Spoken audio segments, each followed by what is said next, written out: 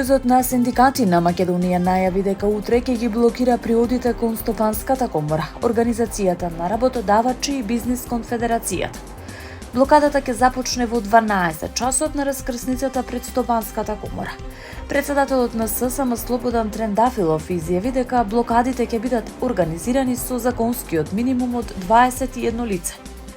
Да не се грижат, повторно ќе бидеме 21, онолку колку што е потребно за законскиот минимум, за да излеземе на улица и да блокираме.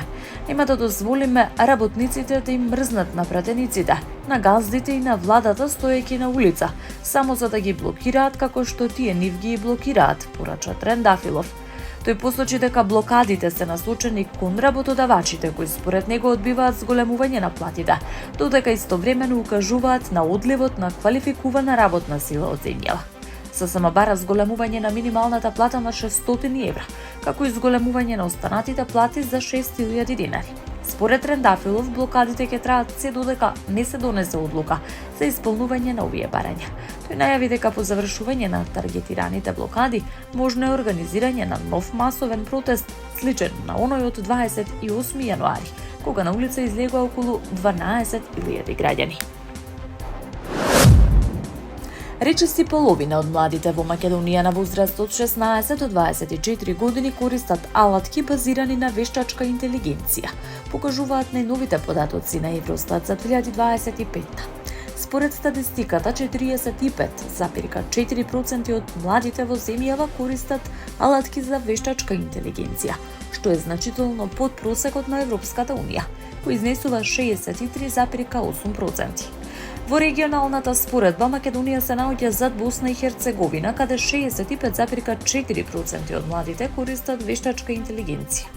Во Хрватска овој процент изнесува 58,2%, во Бугарија 50%, додека во Србија 47% од младите изјавиле дека ги користат алатките. На ниво на Европска Унија најголема употреба на вештачка интелигенција меѓу младите е забележана во Грција, дури 83,5%, Естонија и Чешка. Најнизок процент има во Романија 44,1%, Италија и Полска. Податоците укажуваат на растачка, но неравномерна примена на алатките за вештачка интелигенција помеѓу младите во Европа. Разликите меѓу земјите се должат на повеќе фактори, меѓу кои нивото на дигиталната писменост, пристапот до современи технологии и степенот на интеграција на алатките во образовните системи.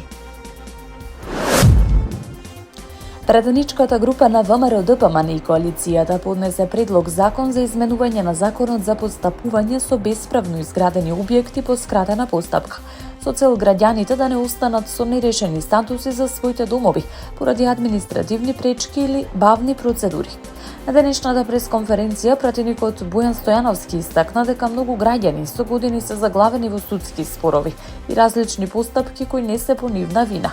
Актуелниот закон предвидуваше рок на важност до 3 март 2026, што би значило дека илјадници предмети кои се во процедура би биле прекинати по сила на законот во фазата во која се затечени, рече Стојановски.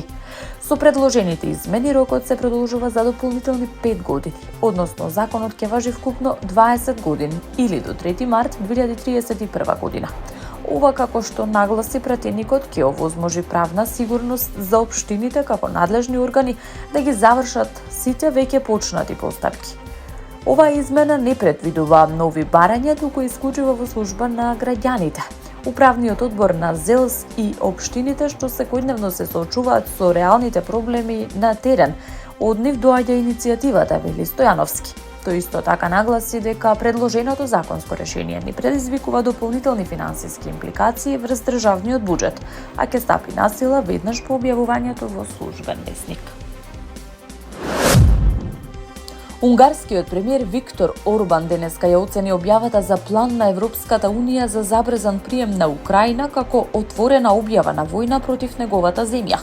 Тој ја коментираше статијата на бриселскиот портал Политико, која тврди дека постои план од 5 точки за прием на Украина во Европската Унија, со цел завршување на процесот до 2027 година. Орбан во објава на Facebook изјави дека планот се подсмева на одлуката на унгарскиот народ и има за цел да ја отстрани унгарската влада од патот за прием на Украина. Тој истакна дека неговата партија Фидес ќе се бори да го спречи овој процес. Според Политико, планот на Брисел и Киев предвидува неколку начини Европската унија да го заобиколи потенцијалното вето на Орбан.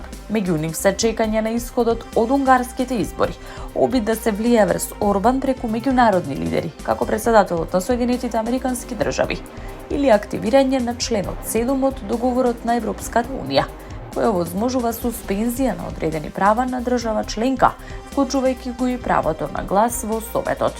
Според порталот, овој план е без преседан и представува стратегија за деломно или целосно членство на Украина во блокот веќе следната година, со цел заобиколување на внатрешни политички пречки. Во протестите што се одржаа синоќа во Тирана, најмалку 16 полицајци се повредени, а 13 лица уапсени. Протестите беа свикани од лидерот на опозицијата Сали Бериша и се дел од серија насилни антивладини собири. Демонстрантите се обидоа да се доближат до собранието и седиштето на владата, фрлаа молотови коктели, додека полицијата употреби водени топови за да ја растере толпата. Бериша изјави дека пратеник од неговата централно десничарска партија бил однесен во болница со повреди. Политичките тензии во Албанија ескалираат од декември, откако специјалното обвинителство ја обвини заменик председателката на премиерот Еди Рама, Белинда Балвуку, за наводно мешање во јавни тендери и фаворизирање на одредени компании. Илјадници демонстранти на главниот плоштад во Тирана носеа знамења и транспаренти, извикуваа: "А Рама оди си дома, оваа корумпирана влада треба да поднесе оставка."